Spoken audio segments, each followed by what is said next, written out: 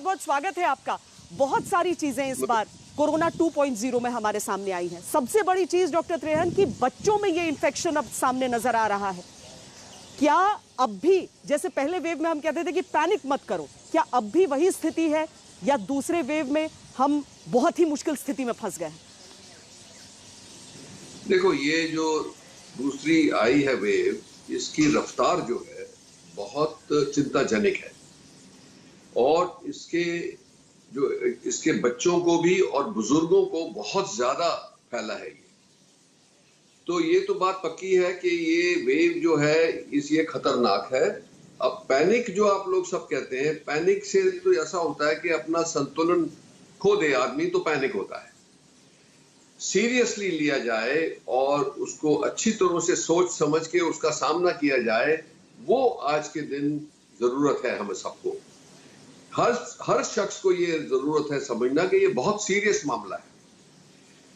इससे बचने के लिए साधन बताए गए हैं और सबसे बड़ा साधन जो है वो एक सबसे बड़ा जो हर इंडिविजुअल अपने लिए कर सकता है, जिसका नाम वो अब जनता की लड़ाई भी कहा है, जो जनता का लॉकडाउन भी बोला है। उसमें क्या है कि एक तो आप मास्क, ट्रिपल लेयर मास्क सारा टाइम पहने। दूसरा, कभी भी घर से बाहर जाएंगे तो आप वो मास्क होना चाहिए। और दूसरा ये है कि अगर जो कुछ क्राउडेड जगह में जाएंगे, कहीं बाजार में जाना है आपको, तो उसको डबल मास्क करके जाएंगे। हाथों की सफाई रखनी है और डिस्टेंस लोगों से रखना है। अगर जो आप लोग ये 3 चीजों का एहतियात करेंगे तो एक तो खुद अपने आप को बचाने की कोशिश रहेगी और अपनी फैमिली को बचाने की कोशिश रहेगी। ये तो एक बात होगी जो ये अब तक एहसास हो जाना चाहिए सबको कि कितनी भयंकर ये वेव है। ये जो सेकंड वेव आई है ये पिछले से डबल स्पीड पे फैल रही है। तो किसी को ये विश्वास नहीं होना चाहिए कि मुझे नहीं होगी, और खास करके युवा को, क्योंकि युवा ने अपने घर में बुजुर्गों को बहुत तादाद में इन्फेक्ट किया है। मैं आपको बताता हूं कि हमारे हॉस्पिटल में लास्ट टाइम जो थे, अगर जो इतने बुजुर्ग आए थे तो वो कोई 10% थे। आज के दिन 50% लोग बुजुर्ग आ रहे हैं, क्योंकि उनके जो ये वेव की रिस्पॉन्सिबिलिटी यही है कि लोगों ने अपना जो फिक्र था वो खत्म कर दिया, घूमने फिरने लगे, लोगों ने शादियां करानी शुरू कर दी बड़ी बड़ी, वो रिलीजियस इवेंट आ गए, होली आ गई। अब ये सब बातें मिलके इस वेव को और भी बढ़ा रही हैं। जैसे आप तस्वीरें देख रहे हो कुंभ की या इलेक्शंस की, इस सब से ये फैल रहा है और फैलता जाएगा। आज के दिन 2.5 लाख तक पहुंचने की संभावना है कि 2.5 लाख केसेस आज रिपोर्ट होंगे और ये बड़ी रफ्तार से 3 लाख 4 लाख पे जाके रुकेंगे, ये पता नहीं है। तो इसीलिए जो आपने कहा कि चिंताजनक है कि बच्चों को हो रहा है, ज्यादा बुजुर्गों को हो रहा है, और जिनको एक शॉट लगा है वैक्सीन का उनको भी हो रहा है, क्योंकि कुछ वजह से वो बीच में फंस गए कि सेकंड शॉट अभी लगा नहीं और उनकी इम्यूनिटी पूरी डेवलप नहीं हुई। एक और सबसे बड़ी फिक्र की बात यह है कि जिन लोगों को दोनों शॉट लग गए, जैसे हमारे सारे हेल्थ केयर वर्कर्स हैं और या फ्रंट लाइन वर्कर्स हैं, उनमें से भी 5-7% को री इन्फेक्शन हो रहा है, बट उनको माइल्ड हो रहा है। जिनका एंटीबॉडी बन गई है उनको होगा भी इन्फेक्शन तो माइल्ड होगा। ये इसके आज के फैक्ट्स हैं हमारे सामने। अब आपने ये पूछा कि भाई हमारी तैयारी है, जैसे पहली बार से हमने जो सीखा था, तो पहली बार जो तैयारी तो थी, पर उससे बहुत सीखा भी हमने। कई सारी दवाइयां भी आ गई, सब कुछ मिला के हमारे रिजल्ट अच्छे रहे। पर क्या हुआ, बीच में जो आंकड़े कम हो गए, सब रिलैक्स हो गए। कंपनीज ने दवाइयां मैन्युफैक्चरिंग करनी कम कर दी। हॉस्पिटल्स में जो लोग बेचारे जूझ रहे थे 6 महीने 9 महीने से कि उनकी सर्जरी होनी है या उनकी ट्रीटमेंट होनी है, वो नहीं हो रही थी क्योंकि संक्रमण की वजह से, वो सारे बड़े काफी तादाद में आए। तो जैसे हमारे हॉस्पिटल में एक अच्छी किस्मत की बात है कि हमारे 2 टावर अलग अलग हैं। कोविड टावर हमने अलग किया हुआ है, और जो दूसरा टावर है जिसके अंदर जिन लोगों को इमरजेंसी सर्जरी जो भी, क्योंकि हम करते ही जैसे ब्रेन सर्जरी है, हार्ट सर्जरी है, ऑर्थोपेडिक सर्जरी है, ट्रॉमा सर्जरी, ऐसी चीजें करते हैं, तो उन लोगों को भी बचाने की जरूरत है। तो आज के दिन ये हर सिटीजन की जिम्मेवारी बन जाती है कि हम अपनी पार्टिसिपेशन करें। ये जंग है, ये जंग हमको सबको मिलकर लड़नी है। जितनी भी हम कैपेसिटी बढ़ा लेंगे, अगर जो इस रफ्तार से बढ़ता गया और पब्लिक ने लापरवाही करी तो इतने बेड्स कहीं भी नहीं है। आपने देखा न्यूयॉर्क सिटी में क्या हुआ था, आपने देखा फ्रांस में क्या हुआ था, इटली में क्या हुआ था। हम नहीं चाहते, आप अभी भी देख रहे हो कि मुंबई में क्या हो रहा है, दिल्ली में क्या हो रहा है। तो ये सब ये हमारे सामने सब तस्वीरें आएंगी अगर जो हम बेपरवाह रहेंगे। हमें सावधानी यूज करनी है, ये हम बार बार कह रहे हैं। उसके साथ साथ ये जो न्यू म्यूटेशन आए हैं, ये डबल म्यूटेशन आए हैं, उससे भी डर लगता है। अभी तो पूरा डेटा नहीं आया है, पर आ जाएगा। अब इसका दूसरा इलाज ये है कि टेस्टिंग हमें बहुत रैंप अप करनी है और लोगों को आइसोलेट करना है। और तीसरा है वैक्सीन। जैसे आपको पता है कि तीसरी वैक्सीन भी आ गई और उम्मीद है कि और वैक्सीन भी आने वाले टाइम में आएंगी। अगर तो हम इतनी तादाद में अपनी 30 करोड़ लोगों को वैक्सीन कर ले। कि पहली डोज लगा और उसके बाद कोरोना का संक्रमण हो गया। अब ऐसे केस में यानी कोरोना का आपको संक्रमण हुआ है तो एंटीबॉडीज आपकी बन रही हैं। इसमें सेकंड डोज अफेक्ट होता है क्या? क्या उसकी टाइमिंग अफेक्ट होती है या फिर क्योंकि लोगों के मन में ये सवाल आ रहा है?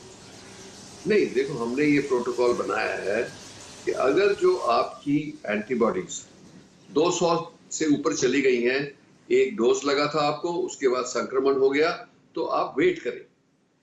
उस संक्रमण होने के बाद उनकी एंटीबॉडीज को चेक कर लेते हैं। अगर जो एंटीबॉडीज 200 से ऊपर ही चलेंगी तो हम डिले कर देते हैं सेकंड डोज। अगर जो वो गिरनी शुरू हो जाती है जल्दी से तो फिर सेकंड डोज लगेगा उसके 6 हफ्ते 8 हफ्ते बाद।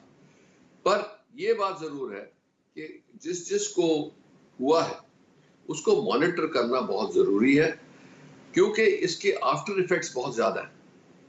अब मैं ये बात बता रहा हूं कि जिन लोगों को वैक्सीन हेजिटेंसी हुई उनको अपनी वैक्सीन जल्द से जल्द लगवा लेनी चाहिए, क्योंकि ये स्पष्ट हो गया है कि जिन लोगों ने वैक्सीन के दो डोज पूरे कर लिए और उसके 2 हफ्ते बाद उनको कोई अगर जो हुई भी इन्फेक्शन तो उनको बहुत माइल्ड हुई है, तो इसका फायदा है। इसका मतलब वैक्सीन से प्रोटेक्शन मिल रही है। तो वो मत करें, जिसकी बारी आ गई है वो तो अपना लगवाएं फटाफट। और अब प्रोडक्शन शुरू हो गई है, काफी बढ़नी शुरू हो गई है वैक्सीन की, तो सबकी बारी जल्दी में आ जाएगी। हमें 30 करोड़ लोगों को वैक्सीन लगानी है 2 डोज।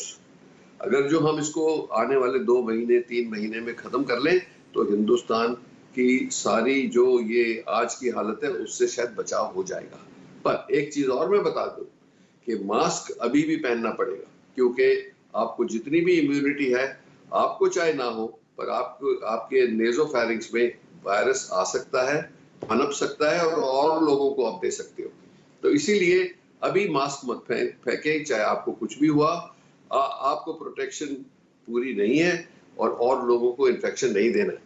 सो मास्क तो पहनना, मेरा ख्याल है कि अगले साल तक ये हमारे को प्रिकॉशन लेना पड़ेगा, क्योंकि अगर जो हम इसको ऐसी रफ्तार से निकलने देंगे तो फिर इकोनॉमिक कंडीशन भी ऐसी उस वर्कफोर्स पर भी हमें टारगेट करना होगा। यानी 45 प्लस तक अभी वैक्सीन लगवा सकते हैं, लेकिन जो लोग घर से बाहर निकल रहे हैं, अधिकतर अपने पेरेंट्स का घर में जाकर ख्याल रख रहे हैं, वो एज ग्रुप तो 30 से 45 के बीच का भी है डॉक्टर त्रेहन। तो क्योंकि आप ये भी कह रहे हैं कि प्रोडक्शन बढ़ाया जा रहा है अलग अलग वैक्सीन का, और दुनिया में कहीं पर भी किसी भी वैक्सीन को अगर इमरजेंसी इस्तेमाल का अप्रूवल किसी सरकारी एजेंसी ने दिया है तो भारत में उसके लिए रास्ते अब खुल गए हैं। तो क्या उस एज ग्रुप को भी अब टारगेट करना चाहिए वैक्सीनेशन के लिए? मुझे विश्वास है कि जल्द आने वाले जल्द टाइम में ही ये खुल जाएगा, क्योंकि अभी हम काफी प्रोग्रेस कर चुके हैं 45 और अबव की। आने वाले 2-3 हफ्तों में मुझे विश्वास लगता है कि 40 साल और उससे फिर बाद में सबको ही लगना शुरू हो सकता है, क्योंकि हमें आज के दिन 7 करोड़ वैक्सीन मिल रही हैं पर महीना। स्पुतनिक के होने से, अप्रूव होने से अब ये कोई 9 करोड़ तक तो वैसे ही पहुंच जाएगी।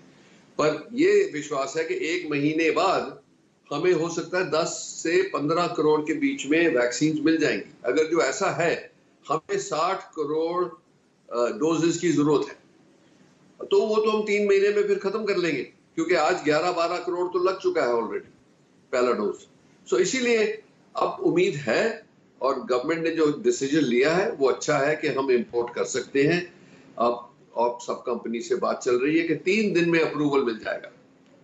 तो इससे अब जो लोग हैं जो जो जो इसको उपलब्ध कर सकते हैं, जो अफोर्ड कर सकते हैं, एटलीस्ट वो तो लगवाएं कि जितनी जनता को वैक्सीन लग जाएगी उतना ही हमारा बचाव होगा। सो ये हमारे सामने सारी बात बड़ी स्पष्ट है।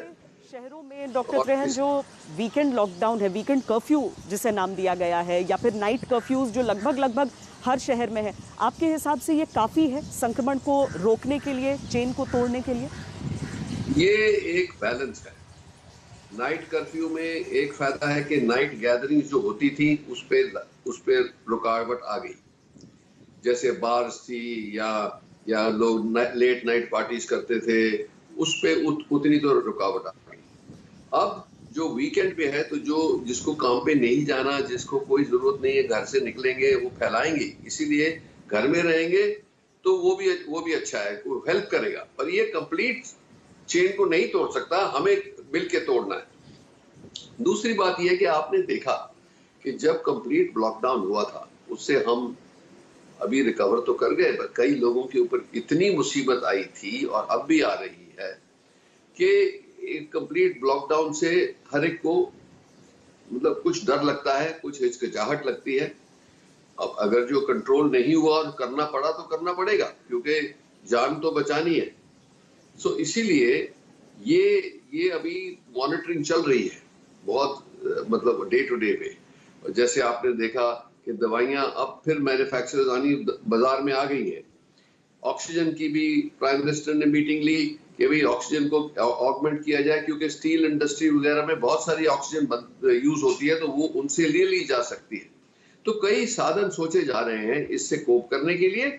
ऑन द अदर साइड, ये जैसे हम आइसोलेट करेंगे, लोकल लॉकडाउन की जरूरत पड़ेगी कि जहां पे हॉटस्पॉट्स हैं वो जरूर करना चाहिए। पर ये होप, हमारी उम्मीद ये है कि टोटल लॉकडाउन शायद ना करना पड़े, पर इसको रूल आउट नहीं किया गया है, क्योंकि अगर जो ऐसी स्थिति बनी कि सब चीजें मतलब तकलीफ में आ गई हैं तो लॉकडाउन करना पड़ेगा। नमस्कार, मैं हूं अंजना ओम कश्यप। हमें उम्मीद है ये वीडियो आपको पसंद आया होगा। लेटेस्ट खबरों के लिए यूं ही देखते रहिए आज तक, और इस वीडियो के पसंद आने पर लाइक, शेयर एंड सब्सक्राइब करना ना भूलें।